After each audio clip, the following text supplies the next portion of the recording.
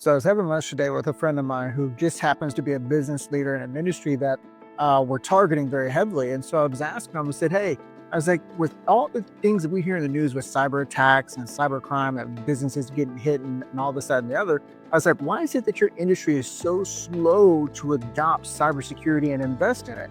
He said, well, AJ, he's like, we hear cybersecurity, he's like, and it is important to us. He's like, but we really kind of view cybersecurity and our approach as more like an old camping analogy. I was like, camping analogy? Like, what the hell are you talking about? He's like, AJ, he's like, if we're out camping, he's like, and we get approached by a bear, he's like, well, I don't have to outrun the bear. I just have to outrun you. And so we kind of chuckled a little bit and I sat back in my seat. I was like, well, your analogy is completely wrong. It's not a bear that you're up against. It's more like a pack of wolves. Let me explain.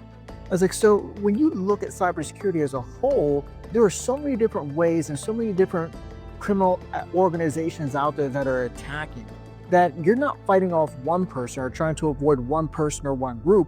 It's an entire pack with limitless ways in which they can attack you. So it's really kind of like that movie, The Gray with Liam Neeson. And complete spoiler alert if you haven't seen the movie, but you're out in the middle of nowhere in the frozen tundra. You don't have anything navigate your way or know where you're at. You see wolves off in the background. You hear them you see wolves off in the distance. You hear them in the background howling at night and everything else. You've got limited resources and you're just trying to figure out, how do I get to safety?